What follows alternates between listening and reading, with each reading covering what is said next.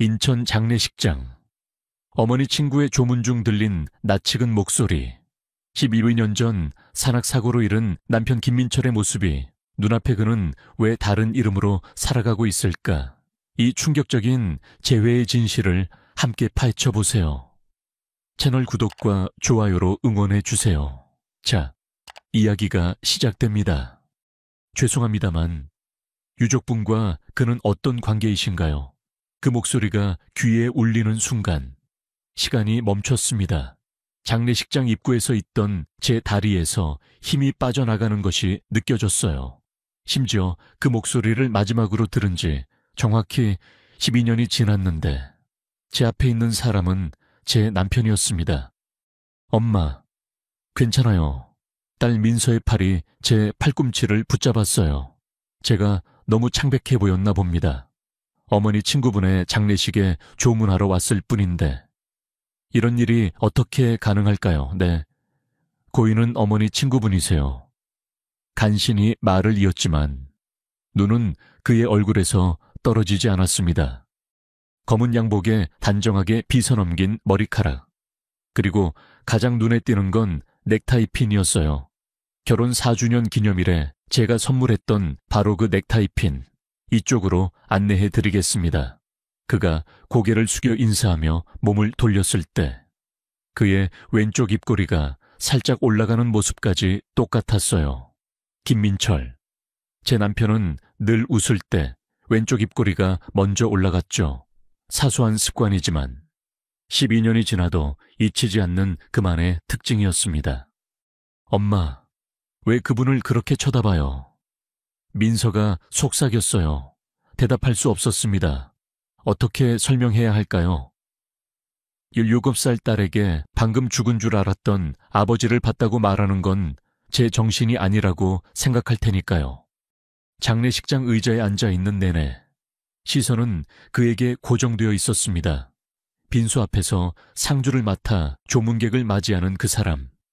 명패에는 이재훈이라고 적혀 있었지만 제 눈에는 김민철. 12년 전 산악사고로 실종되어 사망신고된 제 남편이었습니다. 실례지만 옆자리에 앉은 노년의 여성께 조심스레 물었습니다. 저기 상주로 계신 분은 누구신가요? 아, 이재훈 선생님 말씀하시는 거죠? 이 장례식장 지도사요. 가장 가까운 지인이라 상주를 맡았네요. 장례 지도사 제 남편은 건축 설계사였는데 12년이면 사람이 바뀌기에 충분한 시간일까? 하지만 그 눈빛, 미소, 걸음걸이까지 너무 똑같았습니다. 엄마, 저 화장실 좀 다녀올게요. 민서가 자리에서 일어나자 저도 따라 일어났습니다. 나도 잠깐 나갈게. 곧 돌아올게. 복도에 나오자마자 깊은 숨을 몰아쉬었습니다. 심장이 너무 빨리 뛰어 숨이 턱에 차올랐어요. 휴대폰을 꺼내 갤러리를 열었습니다. 오래된 사진 폴더 속 남편과 함께 찍은 마지막 사진을 찾아냈어요. 9년 전 인터넷 백업에서 복원한 사진이라 화질이 좋지 않았지만 그의 얼굴은 선명했습니다. 휴대폰 화면과 복도 저편 서 있는 이재훈을 번갈아 보며 저는 확신이 들었습니다. 같은 사람이에요. 어떻게 이런 일이 가능할까요? 그가 제 시선을 느꼈는지 이쪽을 바라보았습니다. 우리 눈이 마주쳤지만 그의 눈에는 아무런 인식도 없었어요. 낯선 조문객을 바라보는 공손한 표정뿐이었습니다. 심장이 쿵쾅거리는 소리가 귓가에 울렸습니다. 어지러움이 밀려왔지만 용기를 내어 그에게 다가갔어요. 저기, 혹시... 목소리가 떨렸습니다.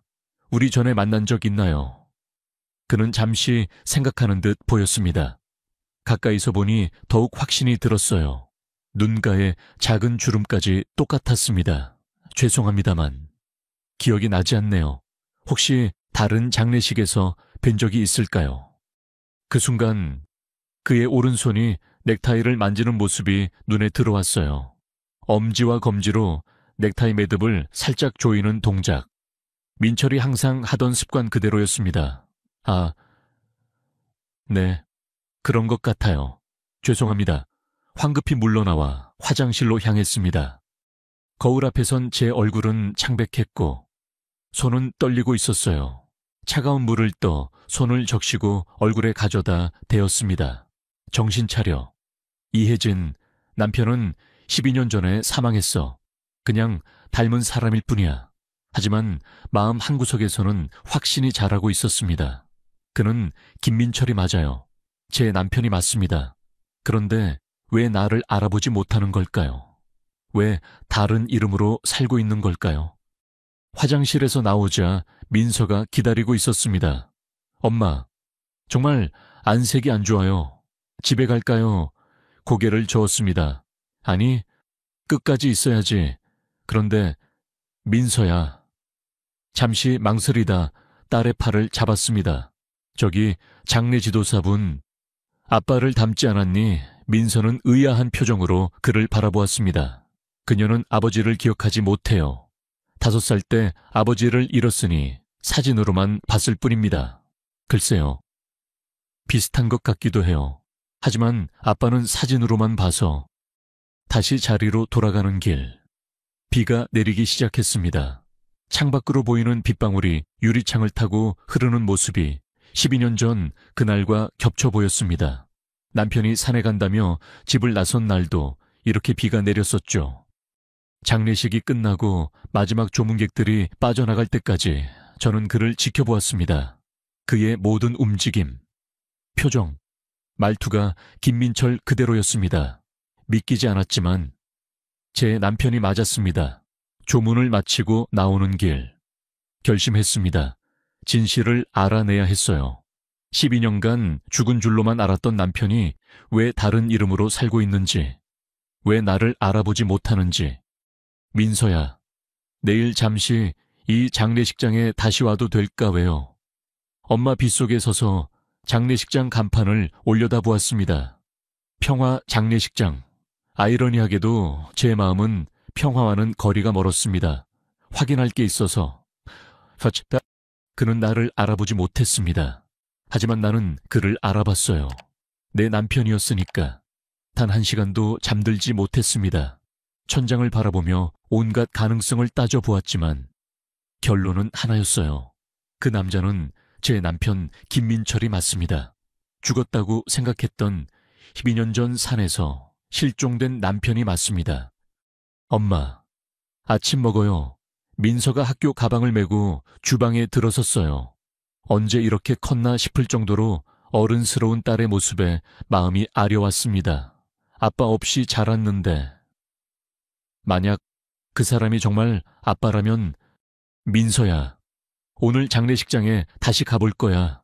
민서가 빵을 씹다 멈추었습니다. 그 장례 지도사 때문인가요? 정말 아빠라고 생각하세요. 말문이 막혔습니다. 어떻게 설명해야 할까요? 딸마저 제가 미쳤다고 생각할까 두려웠어요.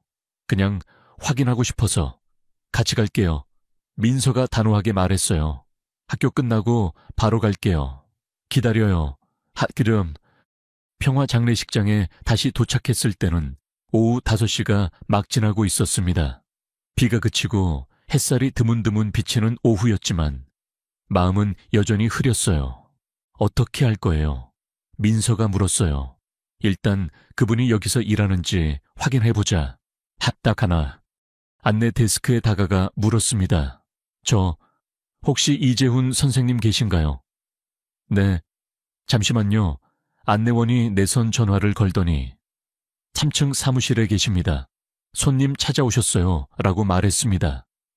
기다리는 6분이 6시간처럼 느껴졌어요.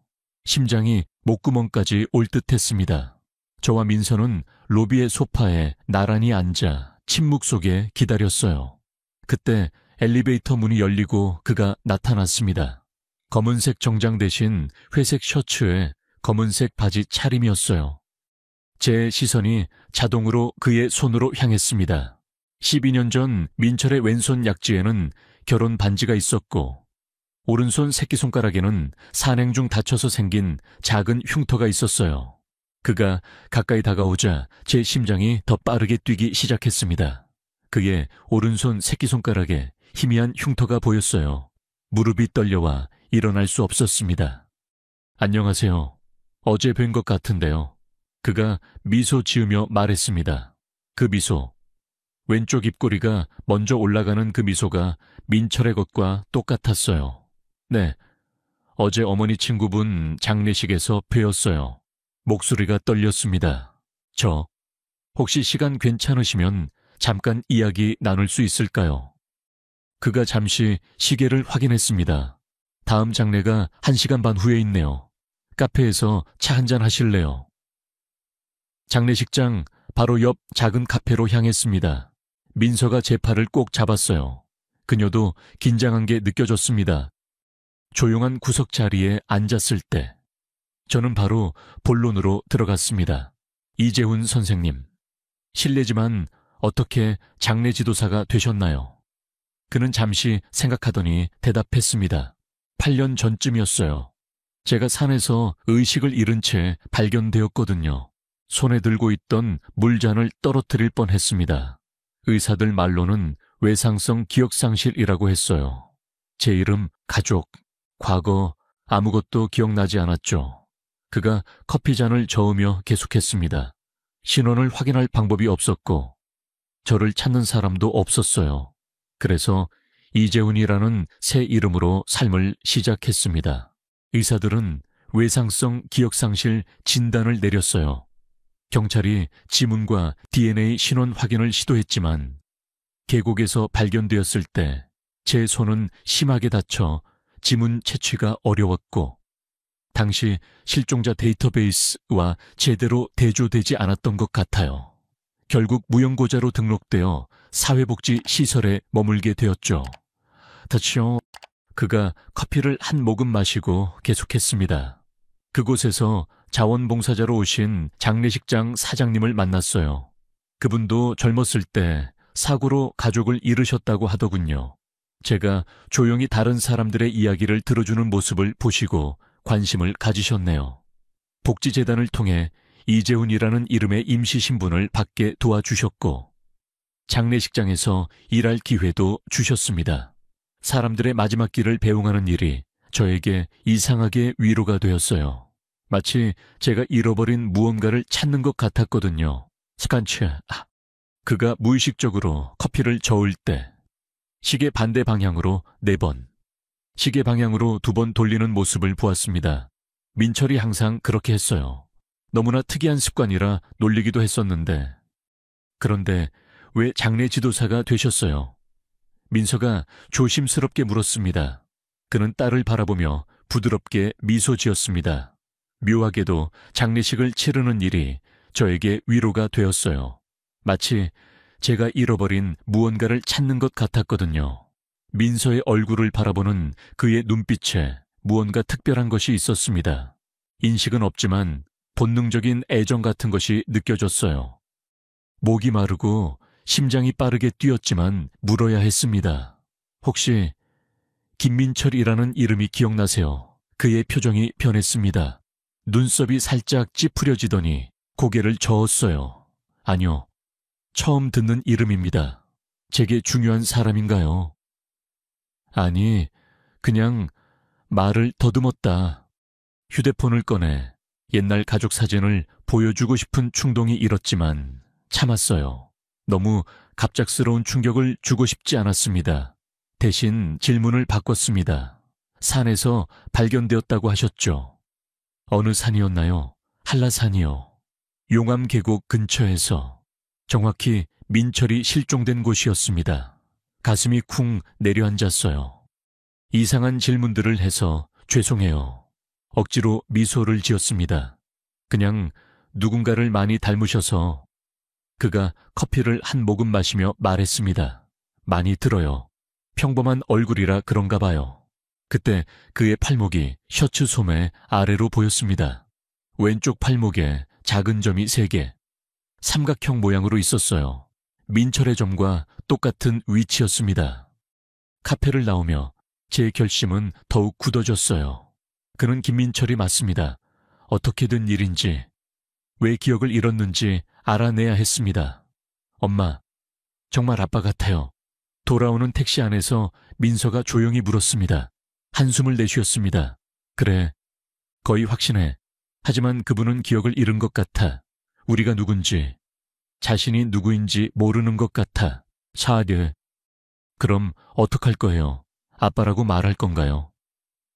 창밖으로 지나가는 풍경을 바라보았습니다. 비가 다시 내리기 시작했어요. 아직은 아니야. 좀 더 확인해보고 그분에게 충격을 주지 않는 방법을 찾아야 해.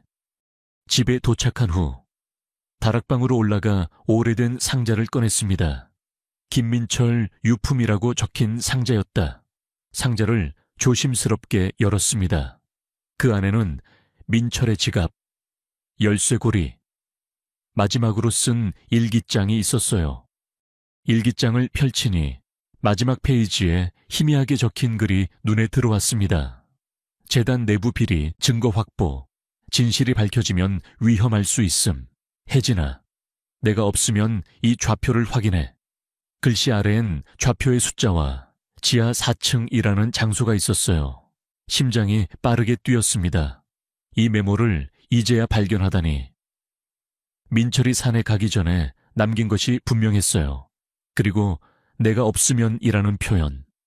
마치 무언가를 예감했던 것처럼 휴대폰으로 좌표를 검색해보니 인천 중심가의 한 오래된 건물이었습니다. 민철이 다니던 건축 설계 회사와는 전혀 관련 없는 위치였어요. 물건들을 정리하다 민철의 오래된 휴대폰도 발견했습니다. 배터리가 없어 켜지지 않았지만 혹시 모른다는 생각에 충전기를 찾아 연결했어요. 그날 밤 민서가 잠든 후에도 저는 계속 깨어 있었습니다. 창문에 부딪히는 빗소리를 들으며 12년 전 그날을 떠올렸습니다. 민철이 중요한 일이 있어서 한라산에 간다고 했던 날, 그리고 그 후 4일 뒤 경찰의 연락을 받았던 순간 산에서 발견된 배낭과 등산화가 남편분의 것이 맞습니까?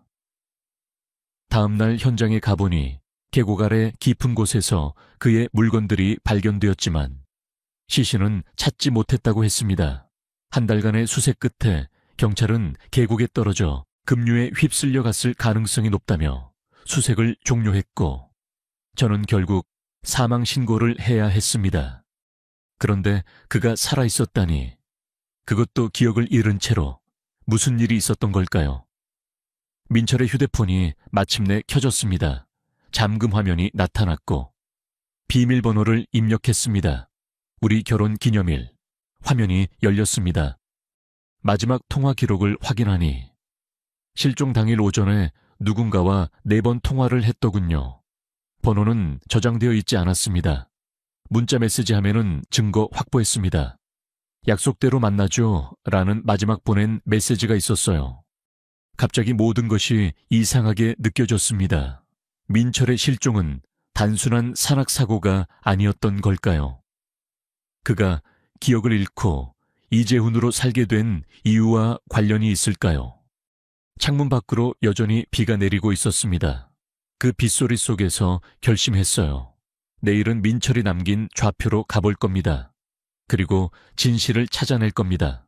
내 남편이, 민서의 아버지가 12년간 왜 죽은 사람으로 살아야 했는지, 휴대폰으로 이재훈 선생님의 사진을 몰래 찍어둔 것을 다시 보았습니다. 그리고 민철의 옛 사진과 나란히 놓았어요. 똑같았습니다. 같은 사람이 맞아요. 기다려요. 민철 씨, 이번에는 당신을 찾아낼 거예요. 빗방울이 차창을 타고 흘러내리는 모습을 멍하니 바라봤습니다. 민철이 남긴 좌표를 따라 도착한 곳은 인천 도심의 낡은 사무실 건물이었어요. 미래재단 보관소라는 간판이 걸린 이 건물은 민철의 회사와는 아무 관련이 없어 보였습니다. 엄마, 여기 맞아요. 민서가 창밖을 내다보며 물었어요. 학교를 마치자마자 함께 왔습니다. 아이를 집에 혼자 두기가 불안했거든요. 그래, 아빠가 남긴 좌표가 이곳을 가리키고 있어. 건물 로비에 들어서자 나이든 경비원이 우리를 맞이했습니다. 어디 가시려고요? 지하 4층. PCB 보관소요. 그의 눈이 의심스럽게 좁아졌어요. 예약하셨나요? 열쇠증이 있으셔야 합니다. 치방케담. 당황했습니다. 민철이 그런 말은 남기지 않았는데 그때 민서가 제 옷을 살짝 잡아당겼어요. 지갑에 뭔가 있지 않을까요? 가방에서 민철의 지갑을 꺼냈습니다. 혹시 필요할지 몰라 상자에서 챙겨온 게 도움이 되었습니다. 가죽이 낡았지만 그의 천이 남아있는 것 같은 착각이 들었어요. 지갑을 열자 플라스틱 카드 한 장이 눈에 들어왔습니다. 미래재단 문서 보관소 이용증. 김민철, 이걸로 될까요? 경비원은 카드를 자세히 살펴본 후 고개를 끄덕였습니다. 12년 이상 된 카드네요. 하지만 평생 이용증이라 그가 카드를 스캔하고 컴퓨터를 확인했습니다. 김민철님의 가족이신가요? 네. 저는 그의 아내입니다. 이혜진이라고요. 아, 그렇군요. 그의 표정이 부드러워졌습니다. 김민철님은 우리 보관소에 단골이셨던 아주 신중한 분이셨죠. 심장이 빨라졌습니다. 그는 민철을 기억하고 있었어요. 혹시 그분이 마지막으로 여기 오신 게 언제쯤인지 기억나세요? 경비원은 잠시 생각하더니 말했습니다. 잠시만요. 그가 옆에 있는 낡은 방문자 기록부를 펼쳤습니다. 아, 여기 있네요. 김민철 씨. 약 12년 전 마지막으로 방문하셨고 특별히 기억나는 이유가 있어요. 여쭤보면 무슨 이유인가요? 궁금해서 물었습니다. 그날 큰 폭우로 건물 지하가 침수 위험이 있었거든요. 모든 방문객을 긴급 대피시켰지만 김민철 씨는 꼭 자료를 확인해야 한다며 고집을 부리셨어요. 결국 제가 동행해서 지하로 내려갔었던 그런 날은 쉽게 잊히지 않아요. 실종 직전이었어요. 손이 떨려왔습니다. 지하 4층으로 내려가시면 됩니다. BCB는 중앙복도 끝에 있어요. 이 임시 출입증을 가지고 가세요. 엘리베이터를 타고 지하 4층으로 내려갔습니다. 형광등이 희미하게 깜빡이는 좁은 복도를 따라 걸었어요. 박물관 같은 냄새가 났습니다. 오래된 종이와 금속 냄새. BCB 보관함 앞에 도착했을 때 또 다른 문제가 있었습니다. 보관함에는 4자리 비밀번호가 필요했어요. 엄마, 어떡해요? 비밀번호는 어떻게 알아요? 답답한 마음에 가져온 민철의 일기장을 다시 꺼내 마지막 메모를 확인했습니다. 좌표 외에 다른 힌트는 없었어요.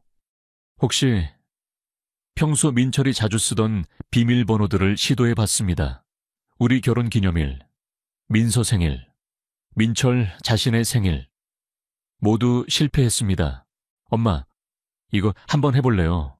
민서가 조심스럽게 말했어요. 319, 아빠랑 엄마가 처음 만난 날이요. 놀란 눈으로 민서를 바라보았습니다. 그걸 어떻게 알았어? 엄마가 항상 3월 19일이면 특별한 저녁을 준비하셨잖아요. 제가 어렸을 때 물어봤을 때 엄마가 아빠를 처음 만난 날이라고 하셨어요. 숫자를 입력하자 딸깍 소리가 나더니 문이 살짝 열렸습니다. 맞았어. 민서야, 역시 우리 딸. 조심스럽게 보관함 문을 열자 먼지 쌓인 서류 봉투 하나와 작은 USB 드라이브가 있었습니다. 봉투에는 미래재단 내부 감사 자료, 김민철이라고 적혀 있었어요. 봉투를 열어 서류를 꺼냈습니다.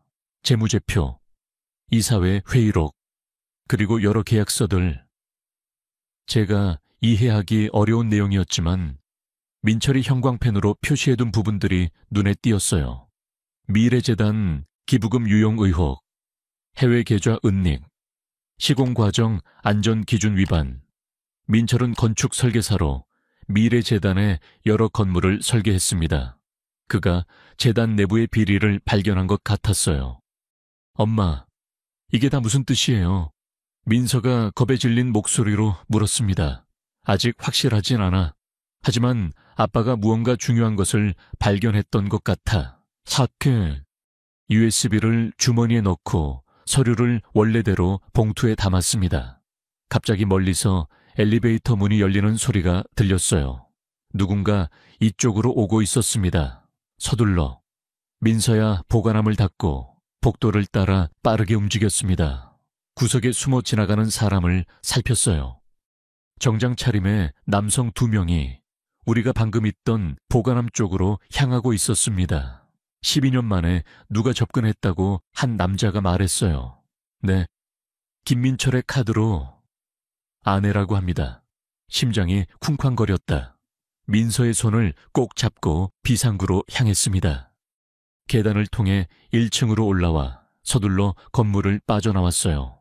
밖은 여전히 비가 내리고 있었습니다. 택시를 잡아 집으로 향했어요. 내내 뒤를 돌아보며 누가 따라오지 않는지 확인했습니다. 집에 도착하자마자 문을 잠그고 커튼을 쳤습니다. 민서는 겁에 질려 있었어요. 엄마, 무서워요. 무슨 일이 일어나고 있는 거예요. 아이를 안아주었습니다. 걱정 마. 민서야, 엄마가 지켜줄게. 이제 조금씩 진실이 밝혀지고 있어. 참, USB를 노트북에 연결했습니다. 그 안에는 수십 개의 파일과 폴더가 있었어요. 대부분 문서와 재무 자료였지만 마지막 폴더에는 혜진이에게라는 이름이 붙어 있었습니다. 떨리는 손으로 폴더를 열었습니다. 안에는 동영상 파일 하나만 있었어요. 제목은 단순히 혜진에게였습니다. 파일을 실행하자 화면에 민철의 얼굴이 나타났습니다. 12년 전의 얼굴. 피곤해 보였지만 분명히 살아있었어요. 목소리가 들리자 눈물이 왈칵 쏟아졌습니다. 혜진아, 이 영상을 보고 있다면 나에게 무슨 일이 생겼다는 뜻이야. 그의 목소리는 진지했습니다. 내가 미래재단에 심각한 비리를 발견했어.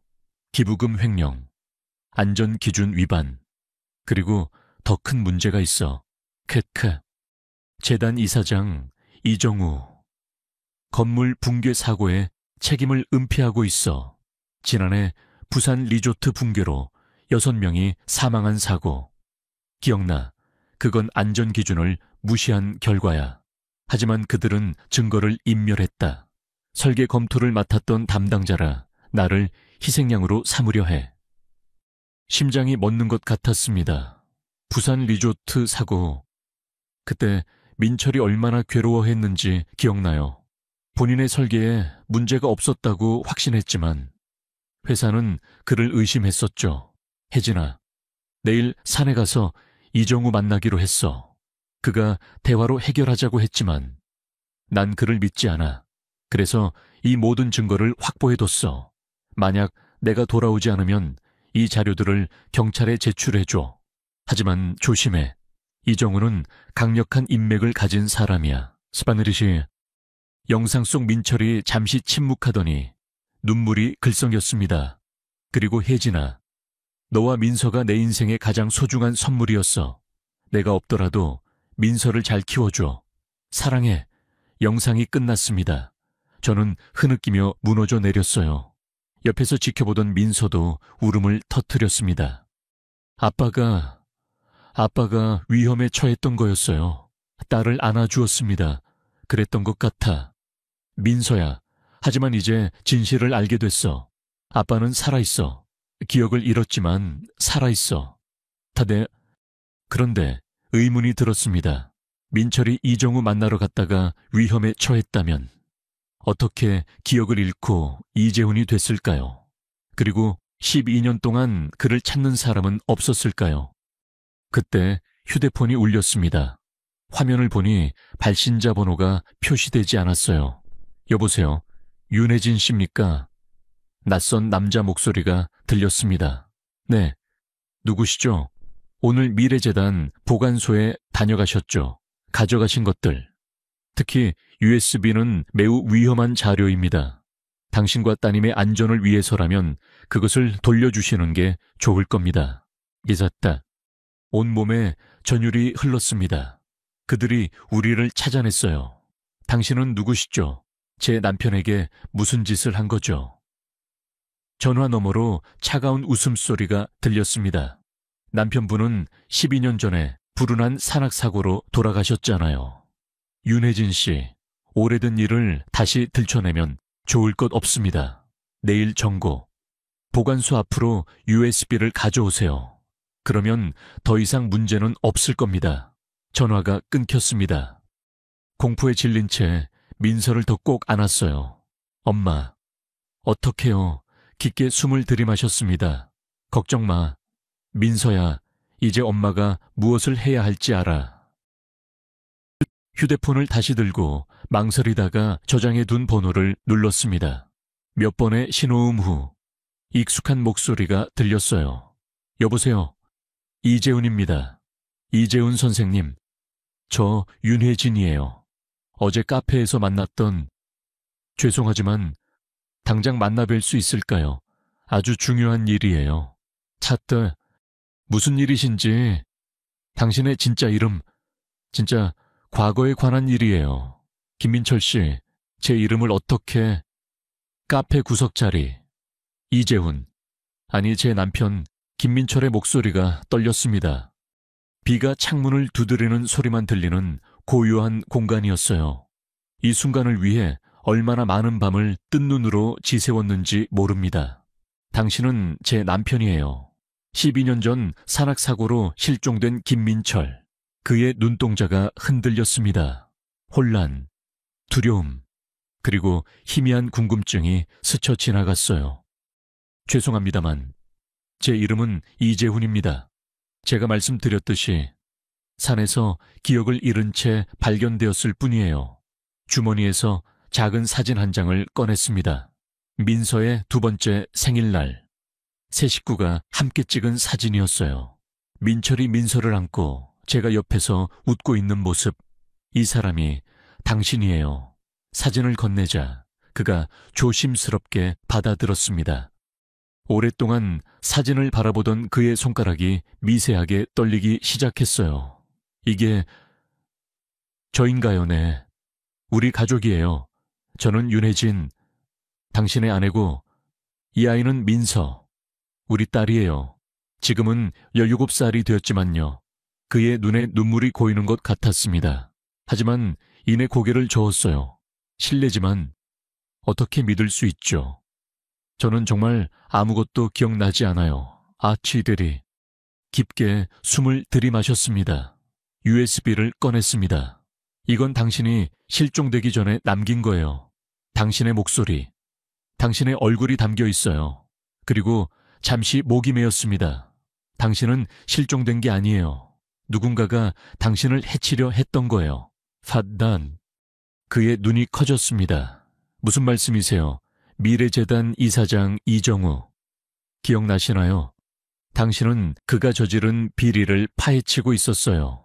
건물 붕괴 사고의 책임을 은폐하고 안전 기준을 무시한 일들. 그가 갑자기 머리를 감싸 쥐었습니다. 고통스러워 보였어요. 괜찮으세요? 걱정스럽게 물었습니다. 네. 그냥 가끔 이런 두통이 와요. 특히 과거에 관한 이야기를 들을 때. 두 손으로 그의 손을 감싸 쥐었습니다. 12년 만에 처음 맞닿는 천. 낯설면서도 너무나 익숙했어요. 제가 도와드릴게요. 하지만 위험할 수 있어요. 그들이 아직도 당신을, 우리를 찾고 있어요. 그가 천천히 고개를 들었습니다. 정말 제가 당신의 남편인가요? 네, 의심의 여지가 없어요. 그럼 우리 딸은 민서라고 하셨죠? 네, 민서는 지금 친구 집에 있어요. 위험할까봐 오늘은 데려오지 않았어요. 그가 깊은 생각에 잠겼습니다. 마치 자신의 내면 깊숙한 곳을 탐색하는 것 같았어요. 윤혜진 씨, 아니, 제가 정말 당신 남편이라면 특별한 추억이 있을 거예요. 제가 알 수 없는, 오직 우리 둘만 아는. 입술을 깨물었습니다. 그가 신중한 것은 당연했어요. 우리가 처음 만난 날, 3월 19일, 대학 도서관 소설 코너에서 당신이 내게 빌려줬던 첫 책은 노인과 바다였죠. 그의 표정이 변하기 시작했습니다. 우리 결혼식 날, 갑자기 비가 와서 야외 촬영을 못했죠. 대신 우리는 우산 하나로 비를 맞으며 호텔 로비에서 사진을 찍었어요. 당신은 비는 축복이라고 말했어요. 말을 이어갔습니다. 당신은 커피를 마실 때마다 시계 반대 방향으로 4번, 시계 방향으로 2번 저었어요. 그의 눈동자가 흔들렸습니다. 손에 든 커피 잔을 내려다보며 무의식적으로 저었던 동작을 떠올리는 듯했어요. 윤혜진은 남편 김민철의 기억을 되찾고 진실을 밝혀낼 수 있을까? 여러분은 이 감동적인 재회와 숨겨진 음모에 대해 어떻게 생각하시나요? 이 이야기에 함께해 주셔서 감사합니다. 좋아요, 공유, 채널 구독으로 응원해 주세요. 다음 사연에서 만나요.